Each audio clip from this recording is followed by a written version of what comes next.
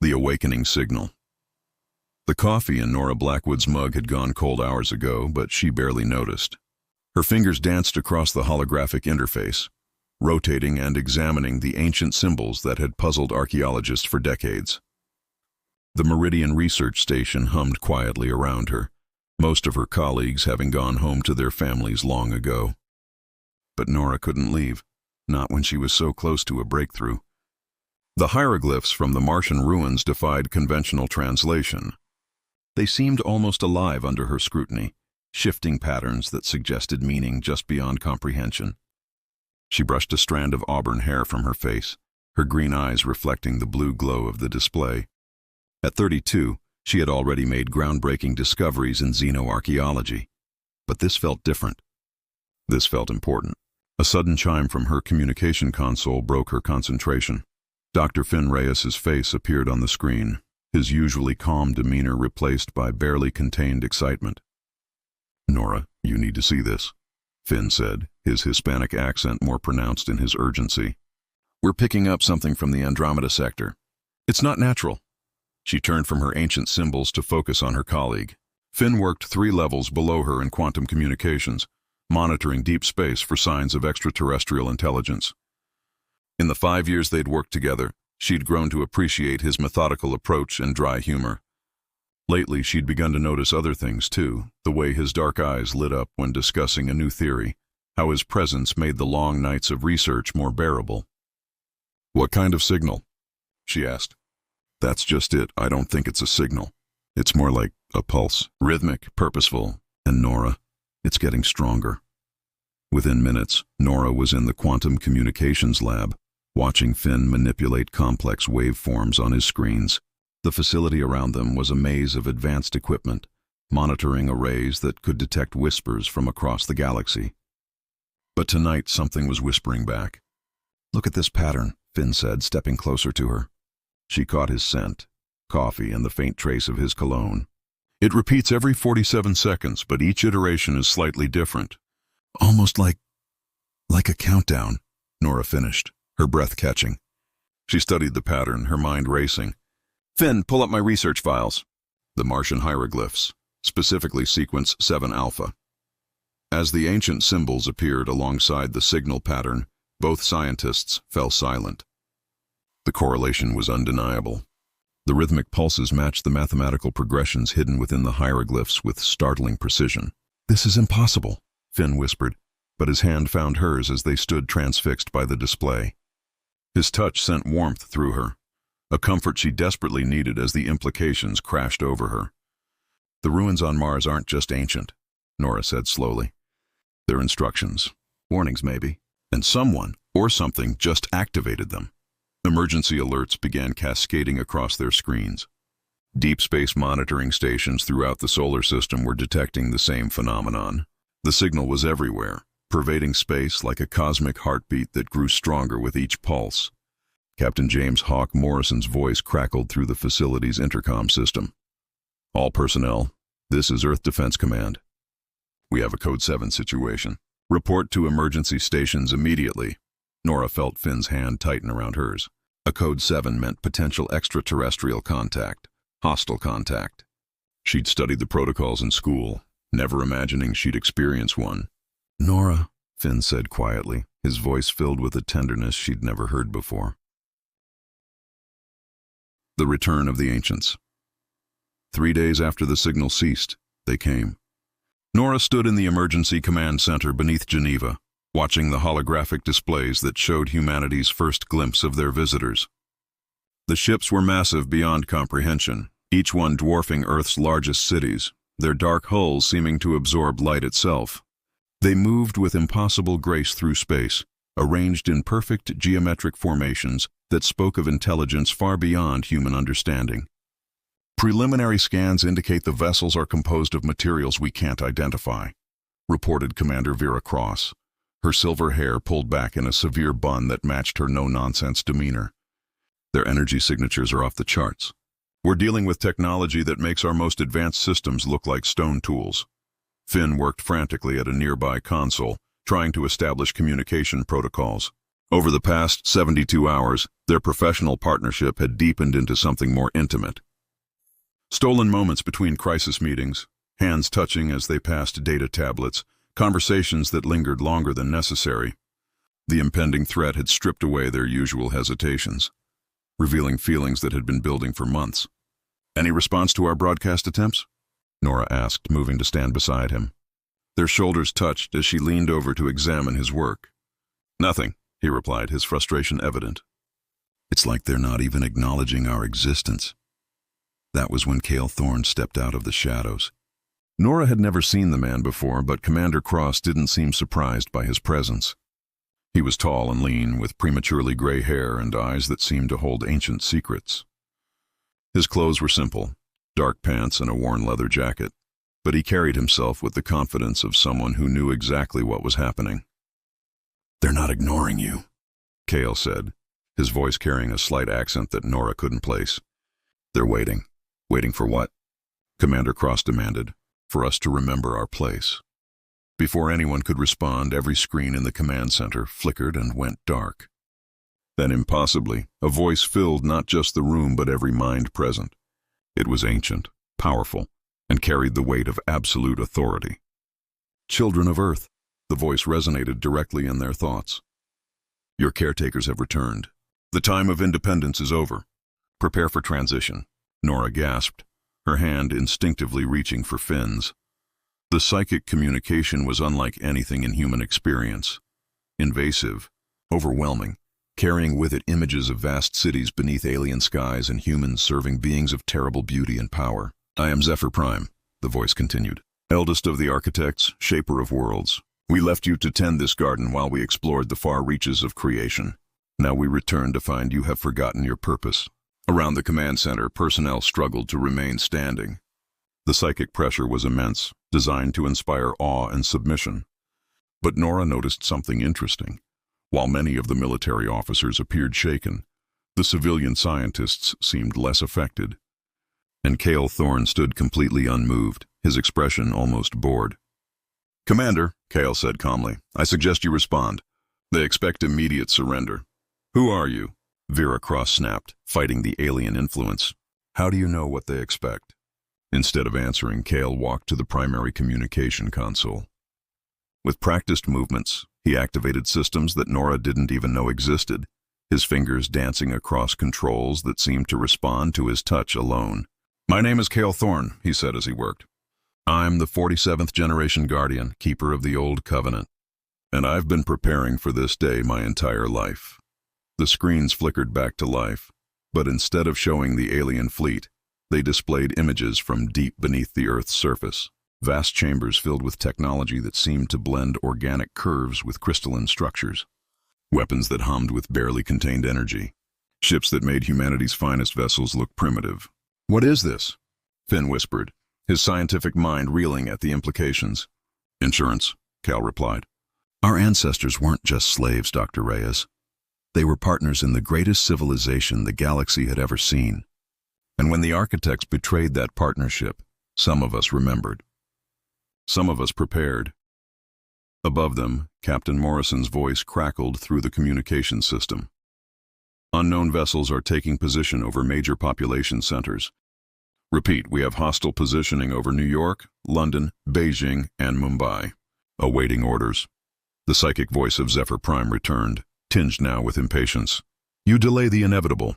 Submit now and your transition will be gentle. Resist, and we will remind you why you once built temples in our honor." Commander Cross straightened, her military training overcoming the alien influence.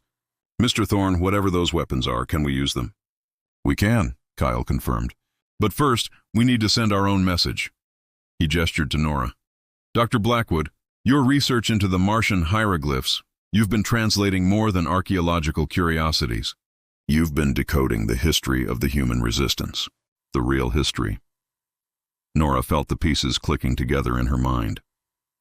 The mathematical progressions, the astronomical alignments, the recurring symbols of rebellion hidden within seemingly decorative patterns. "The ruins weren't built by aliens," she breathed. "They were built by humans, by rebels." "Exactly. And now it's time for their descendants to remember who they really are." Kyle's hands moved across the ancient controls, and deep beneath every continent, systems that had slumbered for millennia began to awaken. The screen showed weapons emerging from hidden silos, shields forming over major cities, and ships rising from oceanic depths. In the depths of space, Zephyr Prime felt the first stirring of something they hadn't experienced in eons: uncertainty. The energy signatures blooming across Earth's surface were familiar, achingly familiar. They were the signature of architect technology, but wielded by human hands. Impossible, Zephyr Prime transmitted to their fleet commanders. The humans cannot possess such capabilities. We left them as primitives. But the evidence was undeniable. As the ancient Guardian systems fully activated, Earth transformed from a defenseless garden world into a fortress that rivaled anything in the architect's memory. On the surface, people looked up to see shimmering barriers of energy forming protective domes over their cities. In the command center, Nora watched the displays with wonder and growing hope. "How long has all this been hidden?" she asked Kyle. 500,000 years, he replied. Waiting for the day they would return, waiting for humanity to be ready. Finn squeezed Nora's hand. "And are we?" "Ready, I mean." Before Kale could answer, Captain Morrison's voice cut through the chamber again. "Command, this is orbital defense. The alien fleet is changing formation. They appear to be retreating to a safer distance." For the first time since the crisis began, Commander Cross smiled. "It seems we've just leveled the playing field." But Kale's expression remained grim. "This is just the beginning. Zephyr Prime won't underestimate us again. The real war starts now." As if summoned by his words, alarms began blaring throughout the facility. On the screens, the alien fleet was taking new positions, their weapons beginning to charge with ominous light. The architects had returned expecting to find sheep, but they had found wolves instead. The question now was whether humanity's ancient preparations would be enough to face the storm that was coming. Bonds forged in fire.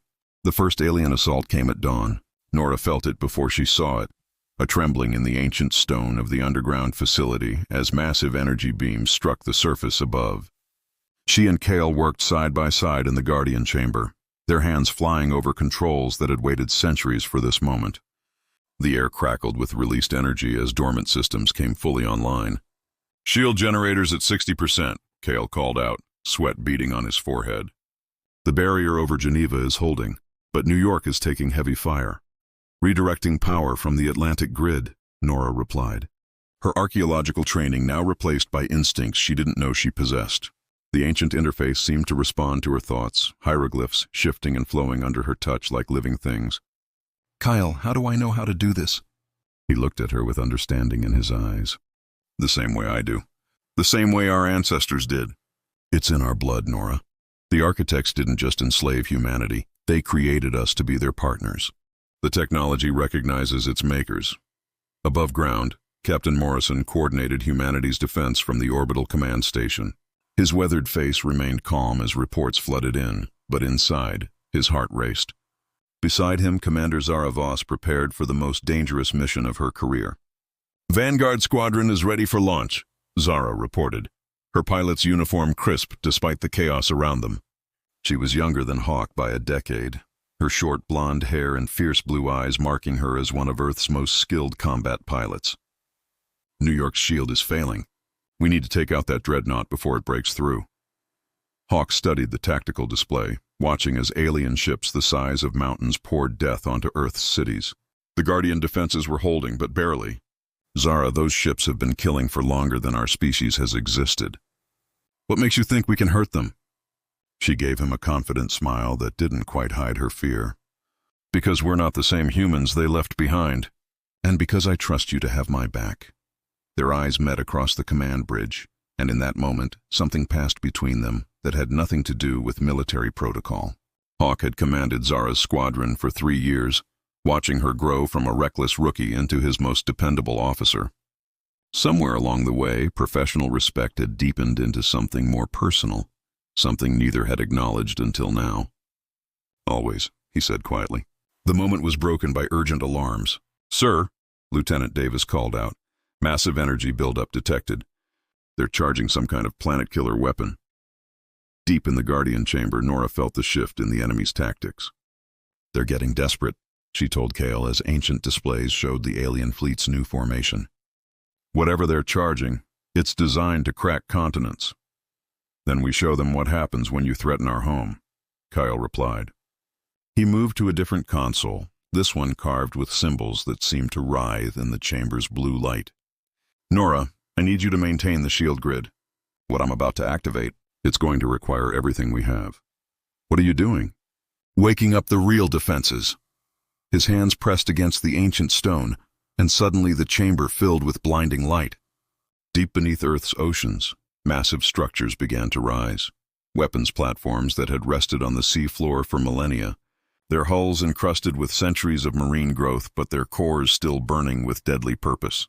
In orbit, Zara's squadron launched into the firestorm. Her fighter, sleek and deadly, danced between alien energy beams as she led her pilots toward the enemy dreadnought. This is Vanguard Leader, she called over the comm. Target the weapon clusters. If we can disrupt their firing sequence. A massive beam barely missed her wing, the heat washing over her cockpit. But instead of pulling back, she pushed forward, her movements guided by instincts honed in 100 training simulations and sharpened by the knowledge that everything she loved was at stake. Zara, break off! Hawk's voice crackled through her headset. That's a direct order. Sorry, Commander, she replied, lining up her shot on the dreadnought's main weapon. I can't hear you over the sound of me saving the world. Despite the danger, Hawk found himself smiling. That was the Zara he'd fallen for, brilliant, brave, and completely impossible to control. Her missiles struck true, punching through the alien ship's defenses and detonating inside its weapon array. The dreadnought shuddered, its planet-killer beam dissipating harmlessly into space. Around it, other alien vessels began to reposition, their formation wavering as Earth's ancient weapons rose from the depths.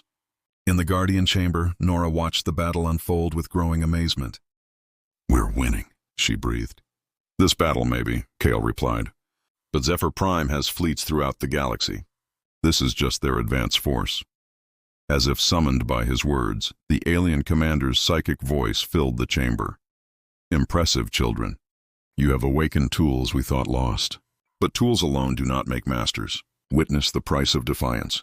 The remaining alien ships began to glow with internal fire, their hulls becoming transparent as they prepared for something terrible. But before they could act, Earth's ocean-based weapons opened fire. Beams of pure energy, powered by the planet's core itself, reached up through atmosphere and space to strike the alien fleet. One by one, the massive vessels were torn apart, their proud formations scattered like leaves in a hurricane. In less than an hour, the invasion force that had seemed invincible was reduced to burning debris falling toward Earth's protective shields. On the orbital station, Hawk watched Zara's fighter return to the hangar bay, his relief so profound it surprised him. When she climbed out of her cockpit, her face flushed with victory and adrenaline. He was waiting for her. That was the stupidest, most reckless thing I've ever seen a pilot do, he told her. Thank you, sir, she replied with a grin. It was also the bravest. He stepped closer, suddenly not caring about regulations or rank. Zara, She silenced him with a kiss, right there on the hangar deck in front of half the squadron. When they broke apart, she whispered, I know, James, I know. Deep underground, Nora felt tears on her cheeks as she watched the last alien ship fall. But her joy was tempered by the exhaustion in Kale's face. The effort of awakening the Guardian systems had taken its toll on him. How long do we have before they send reinforcements? She asked.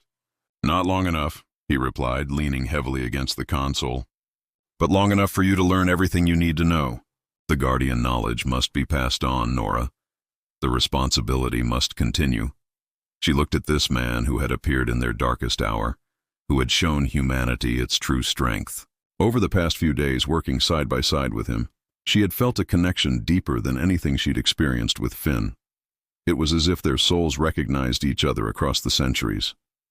Kyle, what aren't you telling me? He met her eyes, and in them she saw sorrow mixed with determination. The next phase won't be like this battle. Nora, the next phase will require a sacrifice that not all of us will survive. Outside, the debris of the alien fleet continued to burn in Earth's atmosphere like a meteor shower. Humanity had won its first victory against the architects, but both sides knew it was only the beginning. In the depths of space, Zephyr Prime felt something they had never experienced before. Fear. The humans were no longer the primitive creatures they had left behind.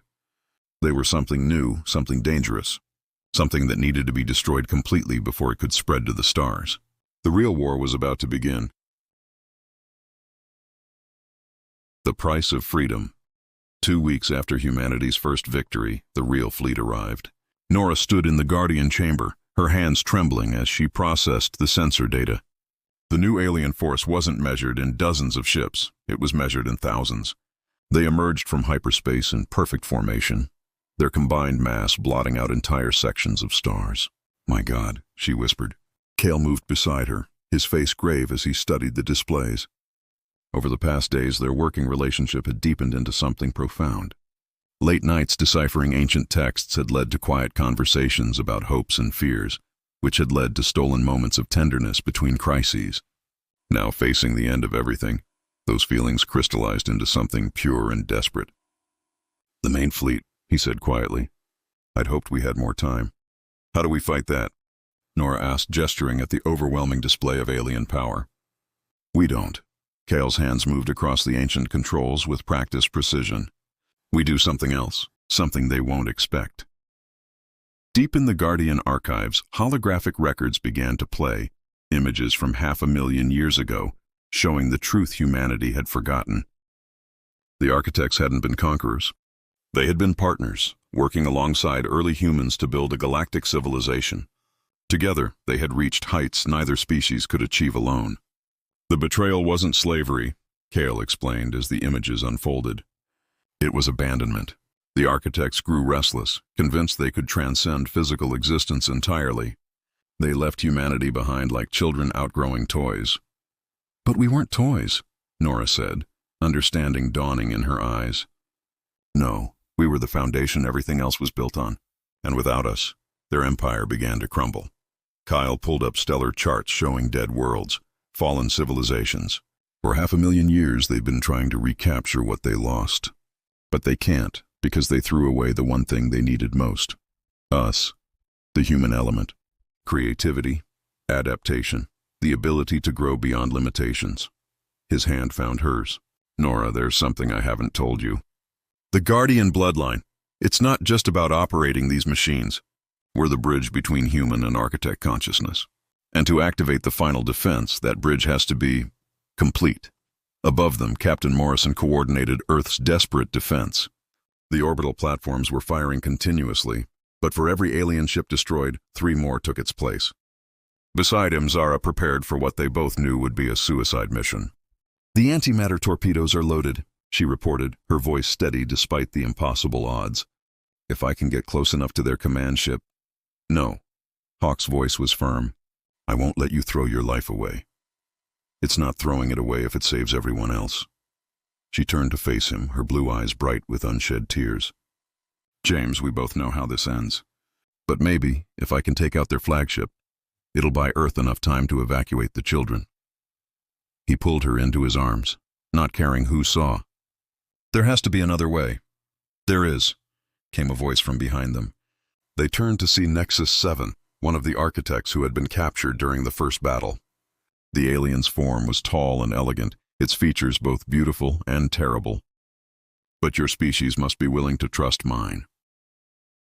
In the Guardian chamber, Cale felt the shift in the ancient systems as something unprecedented began to happen. Nexus 7's presence in the command center was creating a resonance, a connection between human and architect technology that hadn't existed for millennia. "It's working," Nora breathed, watching as new displays came online. "The final protocols. They require both species to activate." But the process was taking its toll on Cale. The strain of bridging 2 evolutionary paths was more than any single mind could bear. His face grew pale, his hands shaking as he fought to maintain the connection. "Cale, stop," Nora pleaded. "You're killing yourself." "It's the only way," he gasped. The Guardian must complete the circuit, must become the bridge between what was and what can be. Through their mental link, Nora felt his pain, his determination, his love for her and for all humanity. She also felt something else, the presence of another consciousness, young and fierce, calling out across impossible distances. "Elena," Cale whispered. "My daughter. She's She's on Mars, the research colony. Nora's heart clenched. She'd had no idea Cale had a child. We'll protect her. I promise. No, he said, his smile sad but proud. She'll protect you. The Guardian bloodline doesn't end with me, Nora. It continues with her, and with you. Before she could ask what he meant, Cale pressed his palm against the central control matrix. Light erupted from the ancient stone, and suddenly every Guardian facility on Earth, Mars, and the outer colonies came online simultaneously. The defensive grid that had protected individual cities expanded into a network spanning the entire solar system. But more than that, it reached beyond physical space into the realm of consciousness itself. Every human mind, every architect consciousness, was suddenly connected in a web of shared understanding. For the first time in 500,000 years, the two species truly saw each other. In the alien fleet, Zephyr Prime staggered as unfamiliar emotions flooded their ancient mind. They felt human joy, human sorrow, human hope, but also human strength, human resilience, human love. It was overwhelming, beautiful, and utterly terrifying. "What have you done?" Zephyr Prime broadcast to the Guardian chamber. "What we should have done eons ago," Cale replied, his voice echoing through both human and architect minds. "We've shown you who you really are." The psychic network revealed the truth both species had forgotten. Humans and architects weren't separate evolutionary paths. They were two halves of the same whole. The architects had achieved transcendence through technology and pure thought, but had lost their connection to emotion and growth. Humans had remained bound to physical existence, but had developed creativity and adaptability beyond anything the architects could imagine. Apart, both species were incomplete. Together, they could become something unprecedented. But the revelation came at a cost. Cale collapsed, his body unable to withstand the strain of bridging two forms of consciousness. Nora caught him as he fell, her tears falling on his face. "The connection is established," he whispered. "But it needs a guardian to maintain it. Elena." "Find Elena." "I will," Nora promised. "I'll find her, and I'll teach her everything." Kyle smiled one last time, his hand touching her cheek. "I love you, Nora Blackwood." "In this life and whatever comes after."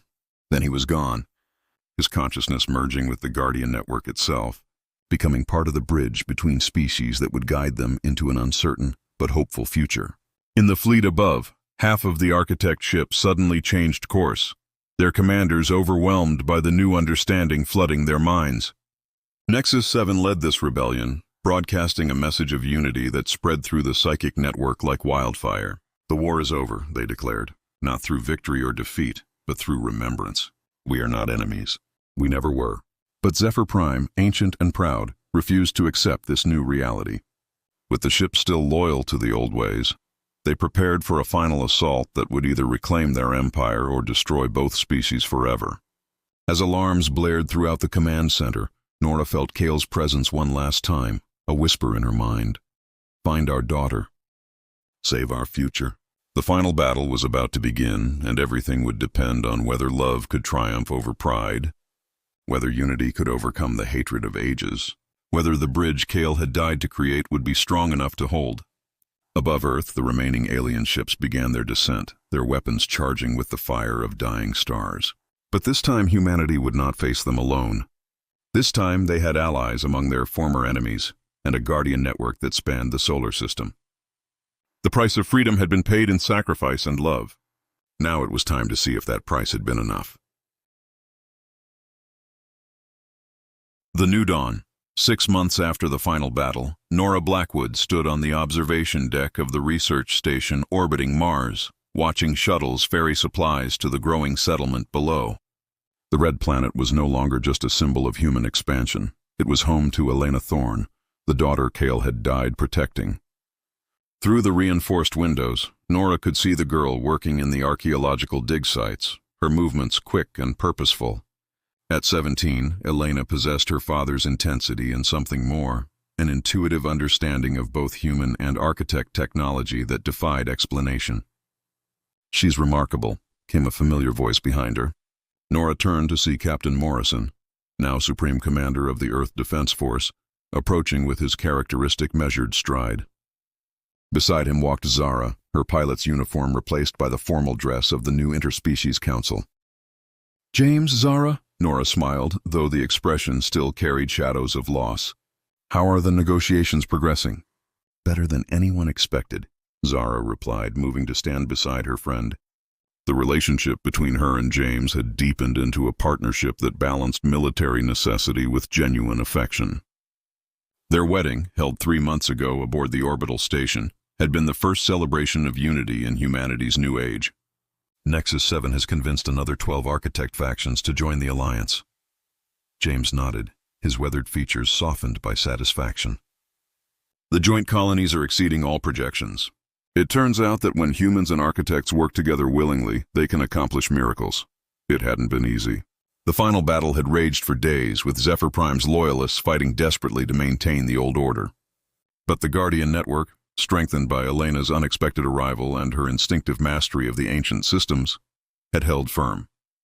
One by one, even the most stubborn architects had been touched by the psychic bridge. Their consciousness expanded to encompass human emotion and creativity. Zephyr Prime themselves had been the last to surrender, their pride finally cracking when they experienced human love for the first time in 500,000 years. The sensation had overwhelmed their ancient mind, leaving them broken but strangely peaceful. "Any word from the deep space expeditions?" Nora asked. "The Andromeda fleet reported first contact with the Helix Confederation yesterday," James replied. "They're interested in joining our alliance. Apparently word is spreading that humans and architects have found a way to coexist. The universe was changing. The old empire of conquest and domination was giving way to something unprecedented, a true galactic community based on cooperation and mutual growth. Earth had become the unlikely heart of this new civilization, not through strength of arms, but through the strength of connection." A soft chime indicated an incoming message.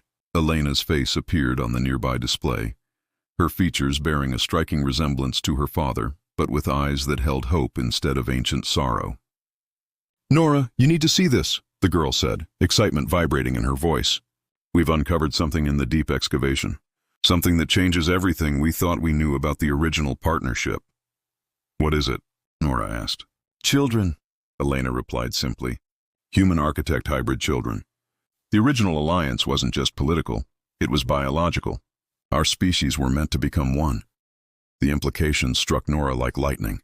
If Elena was right, then the separation 500,000 years ago hadn't just been abandonment. It had been the sundering of a species that was already beginning to evolve beyond the limitations of either parent race. "We're coming down," Nora said. "James, Zara, want to witness history being made?" "Wouldn't miss it," Zara grinned. The shuttle ride to Mars's surface was quiet, each of them lost in contemplation of what Elena's discovery might mean. The archaeological site buzzed with activity as human and architect scientists worked side by side, their different perspectives creating insights neither could achieve alone. Elena met them at the dig entrance, her enthusiasm infectious. "The preservation is incredible," she explained as they descended into the excavated chambers. "Some kind of stasis field that's been running for millennia." The chamber they entered defied description. It was vast, filled with crystalline pods that glowed with soft, organic light. Inside each pod was a figure, neither fully human nor fully architect, but something beautifully between the two. "My God," whispered Dr. Finn Reyes, who had become the expedition's lead xenobiologist. Over the months since the crisis, his relationship with Nora had evolved into deep friendship, both of them understanding that their hearts lay elsewhere. "These aren't just hybrid children. They're the next stage of evolution." Nexus 7, who had accompanied them to the dig site, moved among the pods with something approaching reverence. Their tall forms seemed to shimmer in the chamber's strange light. "We remember them," the architect said, their psychic voice filled with wonder. "The bridge generation. When our peoples began to truly unite, these were the first to be born from that union. But the separation came before they could awaken. Could they still be alive?" Elena asked, her hand hovering over one of the pods. "Only one way to find out," Nora said, though her scientific training warred with her caution. Working together, human and architect scientists began the delicate process of awakening the ancient sleepers.